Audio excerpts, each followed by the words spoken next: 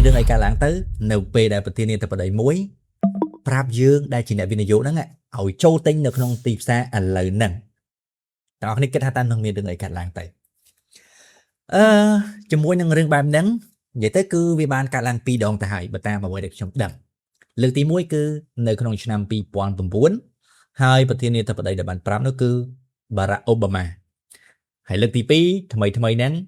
ដោយប្រធានាធិបតី Donald J Trump នៅក្នុងឆ្នាំ2025គឺគាត់បានប្រាប់ឲ្យអ្នកវិនិយោគចូលទិញនៅក្នុងទីផ្សារពីហ៊ុនទៅពេលវេលាដែលល្អហើយចូលទិញទៅឃើញទេអាចថាជាអកុសលក៏បានដែរកាលពីឆ្នាំ2009ដោយសារតែមិនទាន់ដឹងជាមួយទីផ្សារពីហ៊ុនពេលដែលប្រធានាធិបតី Barack Obama គាត់ប្រាប់អញ្ចឹងទៅខ្ញុំអត់បានចាប់យកឱកាសទេដោយសារតែអត់ដឹងហើយលទ្ធផលគឺអត់ទទួលបានផលចំណេញនឹងដែរប៉ុន្តែនៅក្នុងឆ្នាំ2025និយាយមែនខ្ញុំមានបទពិសោធន៍ផ្ទាល់មកឃើញផ្ទាល់ភ្នែកមកលក្ខណៈបែប Donald Trump ប្រាប់ថាចូលទិញនៅក្នុងទីផ្សារទៅចូលទិញនៅក្នុងក្រុមហ៊ុនមួយឬក៏ចូលទិញនៅក្នុងទីផ្សារពីហ៊ុនអីចឹងទៅហើយលទ្ធផលគឺប្រាប់ភ្លាមមកសន្ទុះក្រោយមកគឺទីផ្សារពីហ៊ុនឡើងពឹបអញ្ចឹងកំឡុងពេលហ្នឹងមួយថ្ងៃហ្នឹងគឺវាឡើងរហូតដល់ 10% ហើយដូចខ្ញុំប្រាប់អញ្ចឹងអាហ្នឹងគឺខ្ញុំមានសំណាងខ្ញុំចាប់បានផលចំណេញពេលហ្នឹងដូចគ្នាដែរហើយផលចំណេញគឺច្រើនមែនតើទីទៀតចាំខ្ញុំនាំដល់គ្នាទៅមើលផលចំណេញថ្ងៃនោះថ្ងៃដែល Donald Trump ប្រកាសឬក៏ប្រាប់ថាឲ្យចូលទិញនៅក្នុងទីផ្សារពីហ៊ុនទៅតើអ្នកគ្នាអាចនឹងឆ្ងល់ថាឬក៏អាចនឹងសួរថាបងមានរឿងអញ្ចឹងកើតឡើងដែរប្រធានាធិបតីមួយអាចប្រាប់អញ្ចឹងបានដែរអ្វីដែលខ្ញុំអាចប្រាប់បាននោះគឺ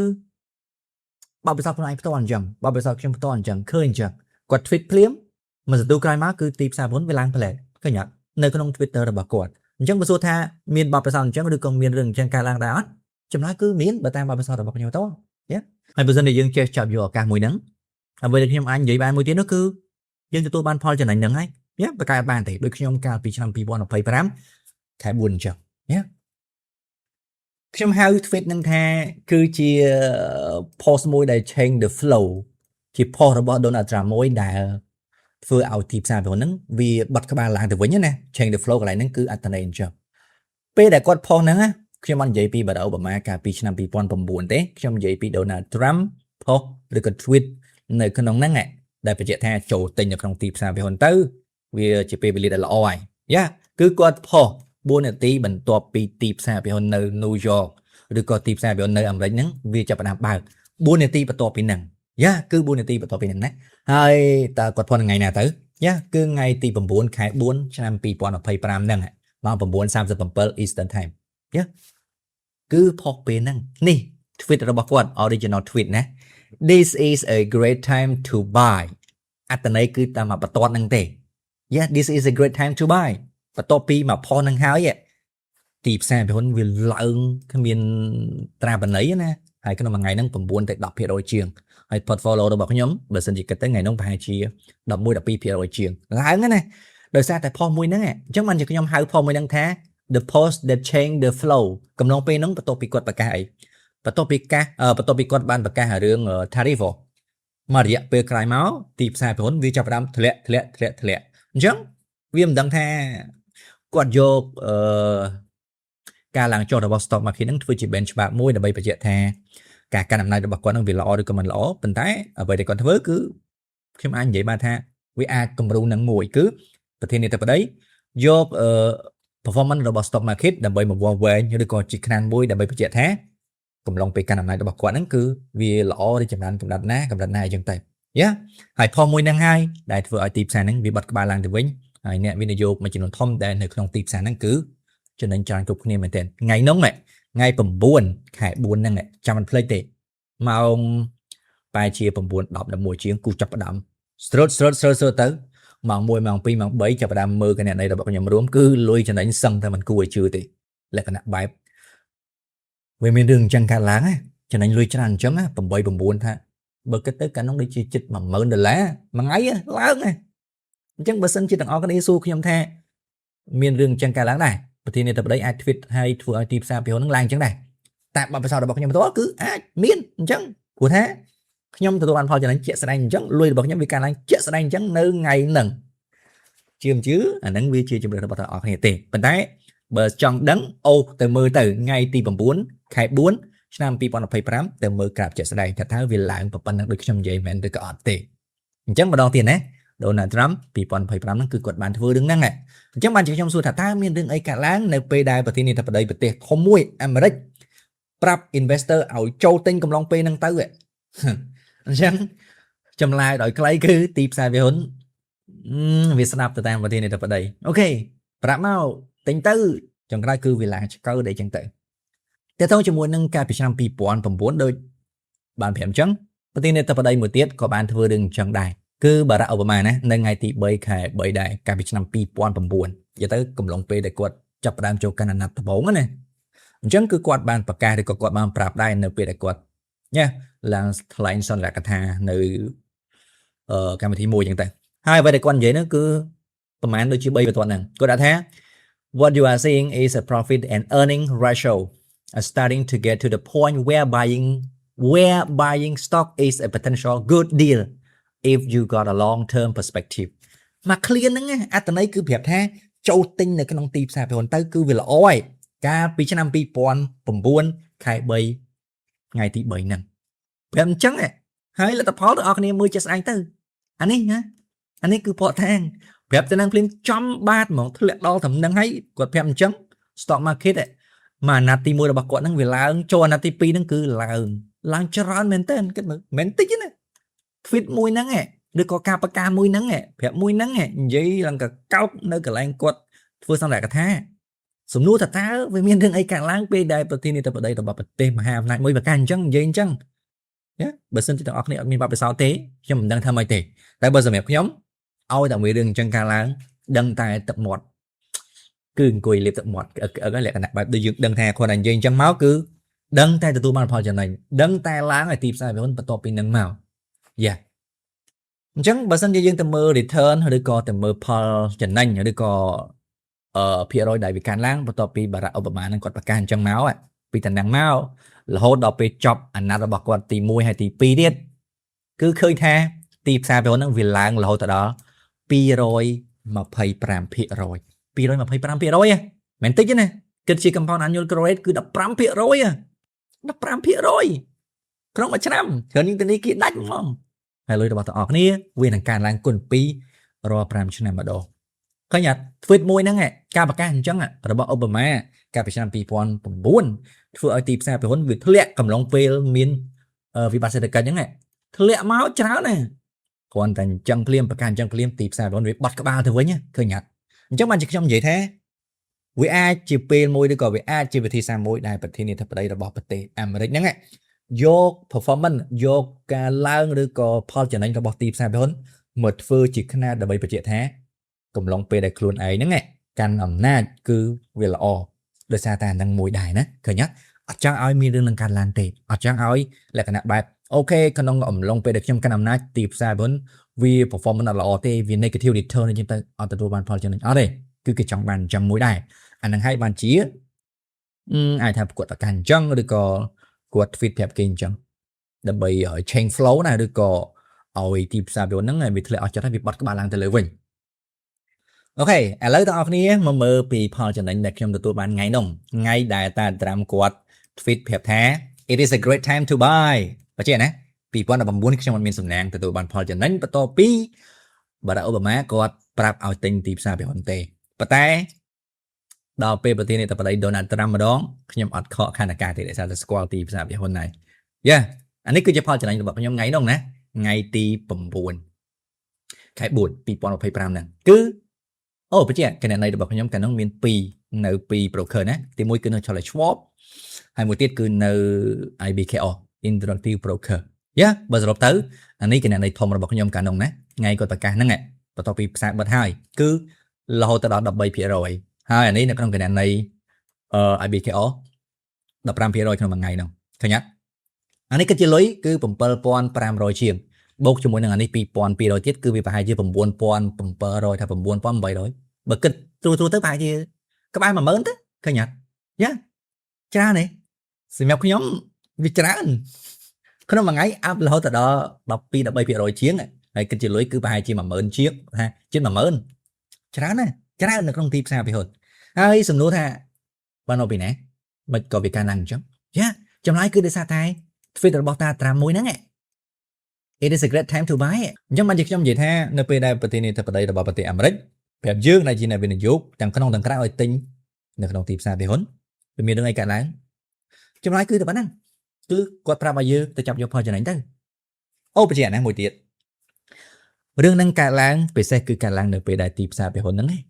វាធ្លាក់នៅកម្រិតណាមួយចឹងទៅអាចថា15ឬក៏20%អីចឹងទៅធ្លាក់ដល់ប៉ុណ្ណឹងហើយបើសិនជាមានរឿងហ្នឹងកើតឡើងមានរឿងហ្នឹងកើតឡើងមានន័យថាទីផ្សារពីហ៊ុនវាធ្លាក់15ទៅ20ឬក៏25%ជាងហើយឬក៏30%ទៅប្រធានាធិបតីចេញមុខមកប្រកាសឬក៏ប្រាប់នៅក្នុងទម្រង់អញ្ចឹងធានាមកដាក់លុយចូលឬក៏ដាក់លុយចូលវិនិយោគអីចឹងដែរគឺដឹងតែទទួលបានផលចំណេញរយៈពេលក្រោយមកទៀតដែរគឺអត់ផុតទេអូខេអានេះគឺជាក្រាបដែលបញ្ជាក់ថាវាខាងឡើងនៅពេលដែល Donald Trump គាត់ tweet ថា it is a great time to buy នេះណាគឺទាំងអស់គ្នាមើលទៅមក candlestick orange ឆ្កុយនឹងនេះហើយគាត់ប្រកាសអញ្ចឹងនៅពេលដែលឬក៏ក្រោយពេលដែលគាត់ចាប់ផ្ដើមប្រកាសទៅកាន់ពិភពលោកទាក់ទងជាមួយនឹង tariff ពន្ធណាគាត់តម្លើងពន្ធទៅតាមប្រទេសនីមួយៗឬក៏នានាអញ្ចឹងទៅអញ្ចឹងពេលដែលគាត់ប្រកាសទៅនឹងទៅទីផ្សារពីហ៊ុនវាចាប់ផ្ដើមប្រតិកម្មហើយធ្លាក់ប្រហែលជា19%ជាងគិតទៅប្រហែលជា20%ទៅហើយធ្លាក់ប៉ុណ្ណឹងមកគាត់ចាប់ផ្ដើម tweet បដ ாய் it is a great time to buy stock គាត់នៅ tweet ប៉ុណ្ណឹងហើយនេះអា candlestick មួយ Q ហ្នឹងគឺវាឡើងទៅឆ្កុយប្រហែលជា9ឬក៏10%ជាង S&P 500ណាឡើង9ឬក៏10%ជាងអាហ្នឹងគឺជា the big day មកថ្ងៃដែលទទួលបានផលចំណេញច្រើននៅក្នុងប្រវត្តិសាស្ត្រមួយនៅក្នុងចំណោមថ្ងៃដែលទទួលបានផលចំណេញមួយចំនួនទៀតណាអត់ដែលទៅមានរឿងអញ្ចឹងទេប៉ុន្តែជាទូទៅគឺយូរវានឹងមានម្ដងគឺប៉ុណ្ណឹង5 6ឬក៏10ឬក៏15%អញ្ចឹងទៅវានឹងតែកើតមានហើយអញ្ចឹងបានជាយើង recommend ឲ្យទាំងអស់គ្នាថាបើដាក់លុយវិនិយោគហើយកុំខ្វល់កុំគេហៅថាចេញពីទីផ្សារឲ្យសោះគឺនៅក្នុងហ្នឹងទៅទោះបីជាវាធ្លាក់កម្រិតណាក៏ដោយឲ្យតែយើងវិនិយោគជាមួយនឹងក្រុមហ៊ុនល្អដោយសារអីដោយសារតែថ្ងៃអញ្ចឹងគឺយើងអត់ដឹងថាថ្ងៃណាទេប៉ុន្តែឲ្យប្រកាសថាពេលដែលថ្ងៃល្អវាអញ្ចឹងកើតឡើងគឺយើងទទួលបានផលចំណេញហ្នឹងឃើញអត់អញ្ចឹងបើសិនជាទាំងអស់គ្នាអត់នៅក្នុងទីផ្សារចំថ្ងៃហ្នឹង 10% ហ្នឹងគឺអត់បានទេស្រួលគឺអត់បានចូលទិញតាំងប៉ុណ្ណឹងទៀតទេឃើញអត់អញ្ចឹងបានជាយើង recommend អញ្ចឹងដាក់លុយវិនិយោគហើយបន្តនៅក្នុងហ្នឹងទៅហើយមួយទៀតពេលដែលយើងវិនិយោគជាមួយទីផ្សារពីហ៊ុនណាថ្ងៃល្អអញ្ចឹងគឺវាមិនមែនចេះតែកើតឡើងពិសេសគឺវាមិនមែនកើតឡើងពេលដែលទីផ្សារហ្នឹងវាឡើងឯងថ្ងៃល្អអញ្ចឹង5% 10% 15% ឡើងវាកើតឡើងនៅពេលដែលទីផ្សារហ្នឹងវាធ្លាក់ខ្លាំងហើយ15 20 30% ពេលដែលធ្លាក់អញ្ចឹងហើយអាថ្ងៃល្អហ្នឹងគឺដឹងតែចិត្តកើតមានហើយអញ្ចឹងពេលដែលទីផ្សារធ្លាក់ហាមដាច់ខាតចេញពីទីផ្សារពីហ៊ុនណាដាក់ទៅ hold ទៅឲ្យតែយើងទិញក្រុមហ៊ុនល្អគឺអត់ខុសទេគង់តែមានថ្ងៃហ្នឹងមកដល់ទេអញ្ចឹងបន្ទាប់ពីវាធ្លាក់អស់ចិត្តអស់ចង់ប្រហែលជា19ឬក៏20%ហើយគាត់ tweet អញ្ចឹងមកទីផ្សារពីហ៊ុនគឺវាបត់ក្បាលឡើងទៅវិញឆ្កុយរហូតដល់ឥឡូវហ្នឹងរហូតដល់ថ្ងៃហ្នឹងកញ្ញាអញ្ចឹងបើសិនជាគិតតាំងពីពេលនោះមកដល់ឥឡូវហ្នឹងថាប្រហែលជាមួយឆ្នាំហើយ12ខែជាងហើយគឺវាឡើងរហូតដល់ 50% ជាងទីផ្សារពីហ៊ុន SPY ជារួម 50% ជាងមួយឆ្នាំមិនតិចទេណាមិនតិចទេគិតមើលវាច្រើនទៅប៉ុណ្ណាទៅអានេះក៏ដូចគ្នាដែរនិយាយទៅកំឡុងពេលហ្នឹងមកតាត្រាំកាន់អំណាចមួយឆ្នាំជាងហ្នឹងគឺគាត់នៅជាមួយទីផ្សារពីហ៊ុនភាគច្រើនហ្មងល្មមទៅគឺគាត់ tweet អញ្ចឹងអូខេទីផ្សារពីហ៊ុនល្អហើយអូខេឥឡូវហ្នឹងទិញទៅទីផ្សារពីហ៊ុនឬក៏ក្រុមហ៊ុននេះល្អអញ្ចឹងអញ្ចឹងទៅឃើញអត់ហើយមករយៈហ្នឹងឃើញទាំងអស់គ្នាឃើញតែម៉េចគឺគាត់បានគេហៅថាប្រភេទ endorsement ឬក៏វិនិយោគជាមួយក្រុមហ៊ុនមួយចំនួនដែរដូចជាក្រុមហ៊ុនIntel Intel ថ្មីហ្នឹងគឺគាត់បានគេហៅថាគាត់មានប្រមាណ%នៅក្នុងក្រុមហ៊ុនហ្នឹងដែរច្រើនដែរប្រហែលជាជិត 10% ជាងណាឃើញអត់អញ្ចឹងតាំងពីនោះមក Intel ឡើងរហូតហើយប្រហែលថ្ងៃមុនហ្នឹងគាត់ដូចជាថ្ងៃចុងសប្តាហ៍ហ្នឹងគាត់និយាយថា Micron គឺជាក្រុមហ៊ុនមួយដែលល្អមែនតើគួរតែវិនិយោគជាមួយវាទៅណាអាមេរិកគឺ will become strong អីចឹងតែកញ្ញានិយាយប៉ុណ្ណឹងហើយទីផ្សារវាបើថ្ងៃkia oh my goodness សម័យមើលឡើងជិត 20% ជាងហើយធ្វើឲ្យក្រុមហ៊ុន Micron ហ្នឹងវាមាន market cap លោទៅដល់ 1 trillion ហើយ 20% ជាងក្រុមហ៊ុន Micron ឃើញអត់និយាយទៅគឺឲ្យតាត្រាំនិយាយថាក្រុមហ៊ុនមួយណាល្អកុំភ័យគឺដឹងតែក្រុមហ៊ុនហ្នឹងឡើងកប់សេរីហើយទីទៀតខ្ញុំនឹងនាំបងប្អូនគ្នាទៅមើលទិន្នន័យទៅមើលរឿងមិនគួរ ឲ្យនឹកស្មានដល់ណាអញ្ចឹងគឺទីទាំងអស់គ្នានឹងដឹងហើយថាវាជារឿងអីទៅដែលគួរឲ្យហួសចិត្តដល់ដឹងរឿងហ្នឹងហើយតើអ្នកគ្នារួមធួគឺស្រឡាញ់ទីផ្សារពីហ៊ុនដូចជាខ្ញុំអញ្ចឹងវាមិនគួរឲ្យជឿណាអូខេបន្ទាប់ពីទាំងអស់គ្នាដឹងរឿងមួយកន្លងហ្នឹងហើយអាចនឹងសួរថាបងបើសិនជាយើងមើលទៅប្រធានាធិបតីធ្វើអញ្ចឹងខុសច្បាប់អត់ធ្វើអញ្ចឹងខុសច្បាប់អត់នៅសុកឃើញទីផ្សារពីហ៊ុនធ្លាក់គាត់ចាប់ផ្ដើម tweet គាត់ចាប់ផ្ដើមប្រកាសប្រាប់គេឲ្យចូលទិញអញ្ចឹងខុសច្បាប់អត់ឬក៏អត់ខុសទេចេះខុសច្បាប់ឬក៏អត់ខ្ញុំអត់ខ្វល់ទេយ៉ាអញនិយាយបានថាសំណួរខ្លះគឺសួរទៅខ្ញុំអត់ចាំបាច់ផ្ដល់ចម្លើយឬក៏អត់ចាំបាច់ឆ្លើយឬក៏អត់ប្រឹងរកចម្លើយអត់ទេដោយសំណួរហ្នឹងអញ្ចឹងខុសច្បាប់ឬក៏អត់អាហ្នឹងវាជារឿងរបស់គេព្រោះថាបើសិនជាយើងដឹងខុសឬក៏មិនខុសហើយមាននឹងអីកើតឡើងទៀតអត់ដដែលហ្នឹងអញ្ចឹងអ្វីដែលខ្ញុំត្រូវធ្វើគឺអត់ខ្វល់ទេខុសក៏ខុសមិនខុសក៏អត់ទៅប៉ុន្តែអ្វីដែលអាចនិយាយបានគឺរឿងហ្នឹងវាបានកើតឡើងដដែលទៅហើយអញ្ចឹងអាចនិយាយបានថាវាមិនខុសច្បាប់អីទេហើយអ្វីដែលត្រូវធ្វើបន្តទៀតគឺដឹងហើយបើសិនជាប្រធានាធិបតីរបស់ប្រទេសហ្នឹងនិយាយអញ្ចឹងប្រាប់យើងដែលជាអ្នកវិនិយោគហ្នឹងឲ្យដាក់លុយវិនិយោគកំឡុងពេលហ្នឹងទៅអ្វីដែលត្រូវធ្វើគឺចារើសក្រុមហ៊ុនល្អរើស ETF ល្អដាក់លុយវិនិយោគទៅតែស្អីរឿងហ្នឹងកើតឡើងហើយលទ្ធផលដែលវានឹងទទួលបានគឺទីផ្សារប្រព័ន្ធវានឹងឡើងតែប៉ុណ្្នឹងទៅបានហើយអញ្ចឹងខុសច្បាប់មិនខុសច្បាប់កុំខ្វល់តែម្យ៉ាងគត់គឺឲ្យតែមានរឿងនឹងកើតឡើងពេលដែលឬក៏ឲ្យតែមានរឿងនឹងកើតឡើងក្រោយពេលដែលទីផ្សារនឹងវាធ្លាក់អស់ចិត្តអស់ចង់10 15 20% ហើយប្រធានាធិបតីចេញមកប្រកាសប្រាប់ឲ្យទិញទៅកុំខ្វល់ឲ្យច្រើនគឺដឹងតែល្អហើយតែប៉ុណ្្នឹងបានហើយអាហ្នឹងគឺជាអ្វីដែលខ្ញុំចង់ឲ្យបងប្អូនចាំណាខុសច្បាប់ឬក៏អត់ I don't care កុំខ្វល់អីឥឡូវយើងចូលមកដល់កន្លែងមួយទៀតដែលខ្ញុំថាវាជារឿងមួយដែលគួរឲ្យហួសចិត្តខ្លាំងមែនទែននិយាយមែនណាកាលពីខ្ញុំចូលនៅក្នុងទីផ្សារពីដំបូងខ្ញុំអត់ដែលដឹងរឿងហ្នឹងទេហើយក៏មិននឹកស្មានថាវាមានរឿងនឹងកើតឡើងដែរទីមួយគឺតាក់ទងជាមួយនឹងប្រធានាធិបតីយ៉ា Donald Trump និយាយចំទៅ Donald Trump បើសិនជាយើងមើលទៅគឺគាត់ជាប្រធានាធិបតីមួយដែលកំពូលមហា bullish នៅក្នុងទីផ្សារពីហ្នឹងហើយ bullish នៅក្នុងទីផ្សារពីកន្លែងហ្នឹងគឺគាត់គិតថាទីផ្សារពីគឺដឹងតែឡើងហើយពាក្យ bully កន្លែងហ្នឹងគឺឡើងណាអញ្ចឹងបើសិនជាគាត់និយាយអញ្ចឹងហើយគាត់គិតអញ្ចឹងហើយយើងប្រឆាំងគាត់ធ្វើអីអត់ងាយទៅប្រឆាំងគាត់ទេមួយទៀតសមាជិកសភាដែលល្បីល្បាញជាងគេនៅក្នុងការទិញទីផ្សារពីគឺ Nancy Pelosi តើអ្នកគ្នាអាច search មើលនៅក្នុងអ៊ីនធឺណិតបានណាឃើញតាំងប្រធានាធិបតីតាំងសមាជិកសភាសិតតែអ្នកមានអំណាចនៅក្នុងផ្លូវនយោបាយហ្នឹងណាឃើញពួកគាត់ហ្នឹងសិតតែគិតថាទីផ្សារពីវាគឺជាកន្លែងមួយដែលល្អ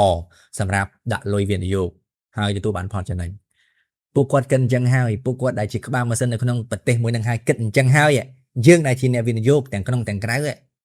ហេតុអីក៏ត្រូវប្រឆាំងជាមួយពួកគាត់តាមពួកគាត់ទៅទិញចឹងទៅអត់បញ្ហាទេទិញអីក៏ទិញទៅប៉ុន្តែសំខាន់គឺទិញទីផ្សារពីនៅក្នុងប្រទេសអាមេរិកហ្នឹងទៅវាអាចជាក្រុមហ៊ុនល្អឬក៏វាអាចជា ETF ល្អក៏បានដែរចុងក្រោយគឺដឹងតែការដឹងតែចំណេញទេថ្មីហ្នឹង Donald Trump ខ្ញុំហៅគាត់ថាតា Trump ទេគឺវាអាចជាផ្លូវការឬក៏មិនផ្លូវការខ្ញុំមិនខ្វល់ទេប៉ុន្តែនៅក្នុង Twitter មួយរយៈមុនហ្នឹងគឺល្បីល្បាញមែនតើពេលដែលគាត់វាអាចថាជាគាត់មិនដឹងឬក៏វាអាចថាជា insider របស់ពួកគាត់ដែលគ្រប់គ្រងឬក៏ manage fund របស់តា Trump ដឹងអត់ដឹងទេប៉ុន្តែគឺចេញមកប្រកាសថា Donald Trump បានទិញក្រុមហ៊ុននេះក្រុមហ៊ុននោះអញ្ចឹងទៅឬក៏គេបញ្ចេញ portfolio ឬក៏holding នៅក្នុង portfolio របស់គាត់មួយចំនួនធំសំខាន់អញ្ចឹងណាគឺមានក្រុមហ៊ុនទាំងអស់ហ្នឹងបងប្អូនមើលឃើញហើយអញ្ចឹងគឺគាត់ bullish គាត់ buy គាត់ sell ក្រុមហ៊ុនទាំងអស់ហ្នឹងបើសួរថាខុសច្បាប់ទេដូចនិយាយតែអញ្ចឹងខុសច្បាប់ឬក៏មិនខុសច្បាប់អត់ដឹងទេ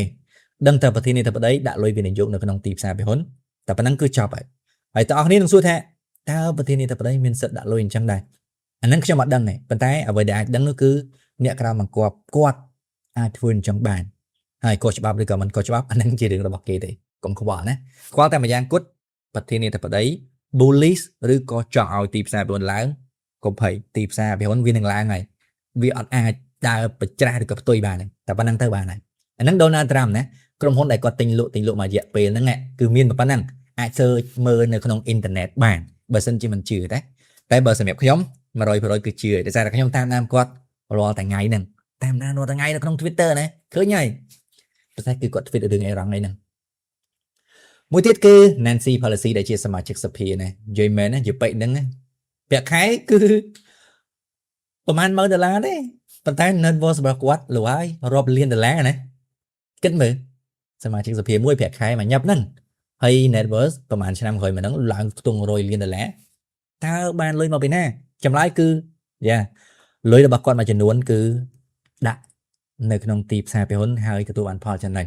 យ៉ាគឺទទួលបានផលចំណេញណាហើយអានេះគឺជា return ដែលគាត់ទទួលបានមករយៈពេលតាំងពី2012មកហ្នឹងធៀបជាមួយនឹងតា Buffett ទាំងអស់គ្នាល្បីតា Buffett គឺជាកំពូលបៃតាវិនិយោគហើយអូខេឡប៉ុន្តែធៀបជាមួយយពេ Nancy Pelosi ស្បៃអញអត់2012ដល់ឥឡូវហ្នឹងគឺប្រហែលជា450% ជាងហ្នឹងយពេ Nancy Pelosi 900% ជាងគិតមើល2ដងហ៎បេតាតារាំបាត់ហើយប៉ុន្តែសួរតើផលចំណេញហ្នឹងវាកើតឡើងវា fair វាយុត្តិធម៌អត់ទេនិយាយមែនណា Donald Trump ក្តីឬក៏ Nancy Pelosi ដែលជាសមាជិកសភានឹងក្តីពួកគាត់នេះខ្ញុំឲ្យនិយមន័យថា insider trading ពួកគាត់គឺជាក្បាលម៉ាស៊ីនអញ្ចឹងគឺដឹងរឿងមួយចំនួនដែរយ៉ាគឺវាបែបហ្នឹងណា insider trading តើអស់គ្នានឹងលឺធ្លាប់លឺឲ្យពាក្យថា insider trading គឺជាទូទៅវាតែងតែប្រឈមមុខជាមួយនឹងការស៊ើបអង្កេតឬក៏គេចាត់ការទៅលើពួកគាត់ហ្នឹងតាមផ្លូវច្បាប់ហើយយ៉ាអញ្ចឹងប៉ុន្តែមករយៈពេលកន្លងមកហ្នឹងដូចជាមិនមានរឿងហ្នឹងកើតឡើងទេដោយសារអីអត់ដឹងមិនដឹងថាវាមានរឿងអីកើតឡើងទេជាមួយពួកគាត់ហើយដែលបានជាពួកគាត់ជា insider trading ចឹងដែរទទួលបានផលចំណេញច្រើនគេអត់ចាត់ការអាហ្នឹងអត់ដឹងទេវាមានរឿងផ្ទៃក្នុងដែលគេការពារមិនអត់ដឹងទេដឹងតែម្យ៉ាងគត់គឺបើសិនជាគាត់ទិញក្រុមហ៊ុនហ្នឹងហើយយើងអាច follow គាត់បានហើយផលចំណេញក៏វាទៅតាមនឹងដែរឬក៏បើសិនជាគាត់ bullish ទៅលើទីផ្សារពហុនហើយយើងទៅ bearish គឺដូចជាយកលុយហ្នឹងទៅដុតចោលអញ្ចឹងពួកគាត់ bullish យើង bullish ដែរទៅពួកគាត់ buy យើង buy ដែរទៅពួកគាត់លក្ខណៈបែបកុំប្រឆាំងជាមួយពួកគាត់ណាពួកគាត់ចង់ឲ្យទីផ្សារពហុនឡើងយ៉ាយើង buy ដែរទៅគឺលទ្ធផលនឹងទទួលបានផលចំណេញទៅតាមនឹងដូចគ្នាអញ្ចឹងវាមានន័យថាប្រឆាំងជាមួយពួកគាត់ណាដោយសារអី result base លទ្ធផលនឹងផ្នែកកន្លែងនឹងហើយឃើញអត់មានន័យថាប្រឆាំងតែបើសិនជាអ្នកនរគ្នាគេថាអត់ទេជាពេល Nancy Pelosi ទិញ Nvidia ខ្ញុំលក់ Nvidia ទិញ Google ខ្ញុំលក់ Google អូខេដុតលុយចោលទៅដុតលុយចោលឲ្យទៅអញ្ចឹងតាក់ទងជាមួយនឹងក្បាលម៉ាស៊ីនធំនៅអាមេរិកគឺសរុបទៅពួកគាត់ bully ទៅលើទីផ្សារពហុនពួកគាត់ទិញនៅក្នុងហ្នឹងណាទិញប្រើពាក្យទិញមិនលក់ណាទិញអញ្ចឹងពេលដែលពួកគាត់ទិញអ្វីដែលយើងអាចធ្វើបានដាក់លុយទិញដែរទៅប៉ុន្តែទិញក្រុមហ៊ុនល្អៗក៏បានទិញ ETF ល្អៗក៏បានដែរលទ្ធផលគឺកំភៃដឹងតែទទួលបានផលចំណេញច្រើននៅពេលខាងមុខទៀតហើយអូខេខ្ញុំចង់នាំបងប្អូនគ្នាមកមើលទិន្នន័យឬក៏រឿងសំខាន់មួយចំនួនទៀតណាក្រៅពីពួកគាត់នឹងហើយនៅមានក្រុមមនុស្សមួយសំខាន់ទៀតណាយ៉ាអត់មានទេអានេះ2024ណាអានេះ2025យើងណាយ៉ា2024 2025គឺសិតតែជាសមាជិកសភាទាំងអស់ណា Congress Trader នៅក្នុងឆ្នាំ2024សមាជិកសភានៅក្នុងនេះគិតមើលទាំងអស់នេះសម័យមើលមួយគឺសិតតែមានប្រាក់ខែខ្ទង់$10000ហ្នឹង10 20 30 $10000ហ្នឹងប៉ុន្តែពួកគាត់ដាក់លុយវិនិយោគនៅក្នុងទីផ្សារពហុនទាំងអស់នេះណាសិតតែជាសមាជិកសភាមួយចំនួនឬក៏អ្នកដែលមានការងារនៅក្នុងជួររដ្ឋាភិបាលមួយចំនួនដែរតាមបកនេះតាមបកនោះអីចឹងទៅឃើញអត់តើអរនេះឃើញអត់មួយសិតតែគិតថាទីផ្សារពហុននឹងធ្វើឲ្យពួកគេមានបានលុយប្រាក់ខែដែលបានពីការធ្វើការរងថ្ងៃហ្នឹងមិនធ្វើឲ្យពួកគាត់មានលុយខ្ទង់លាន$ទេដូច Nancy Pelosi ចឹងទៅឬក៏ដូចអ្នកផ្សេងទៀតទៅឃើញអត់ណាសិតតែអញ្ចឹងណា insider trading ហ្នឹងយ៉ាអញ្ចឹងខ្ញុំបង្ហាញកន្លែងហ្នឹងឲ្យបងប្អូនគ្នាមើលចង់បញ្ជាក់ថាយើងឃើញគេធ្វើអញ្ចឹងហើយអ្នកនៅក្នុងប្រទេសហ្នឹងធ្វើអញ្ចឹងហើយគេទុកចិត្តនៅលើទីផ្សារពហុនហើយថាទីផ្សារពហុននឹងធ្វើឲ្យពួកគេមានលុយច្រើនជាងការធ្វើការទៅទៀតហេតុអីក៏យើងមិនធ្វើតាមគេធ្វើតាមកន្លែងហ្នឹងមិនមែនឲ្យ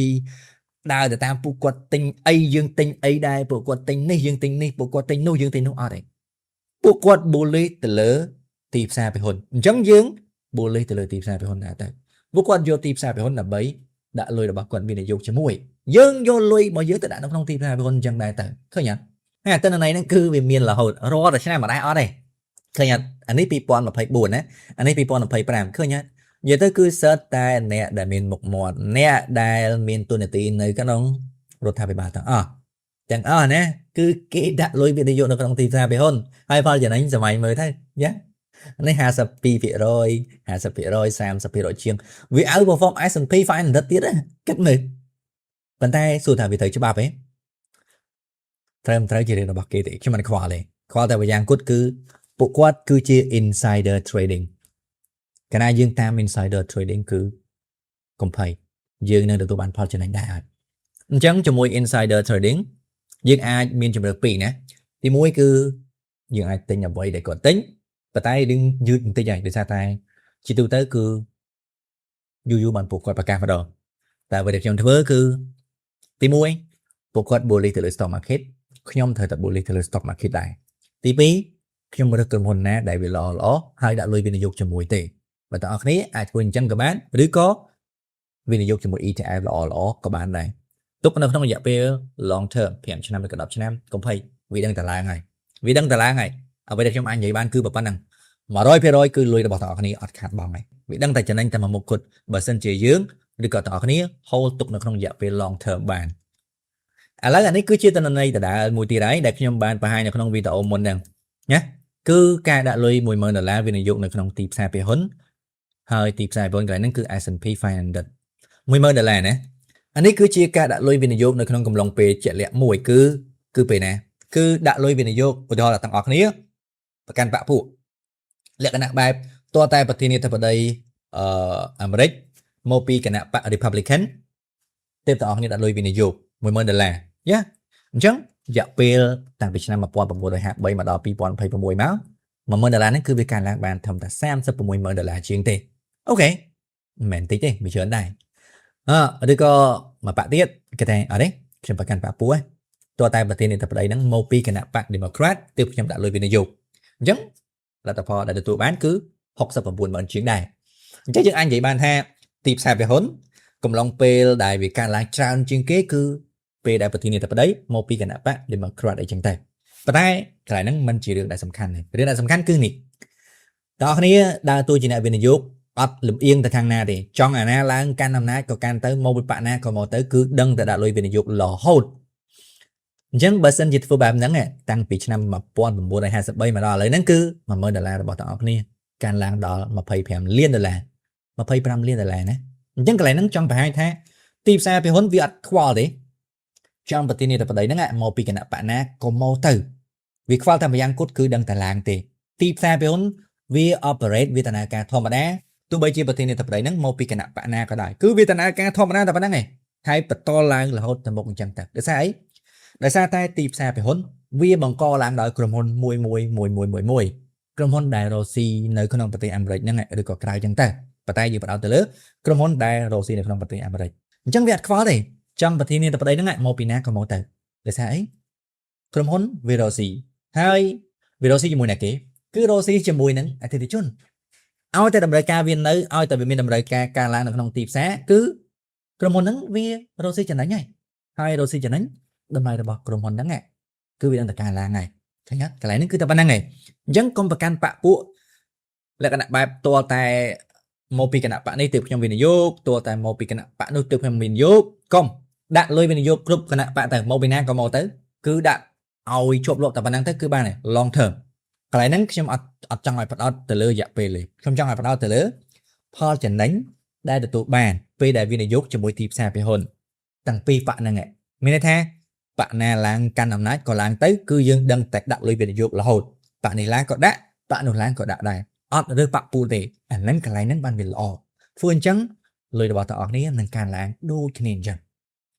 anh ấy cứ chia portfolio được bảo con nhom nè đơn giản chẳng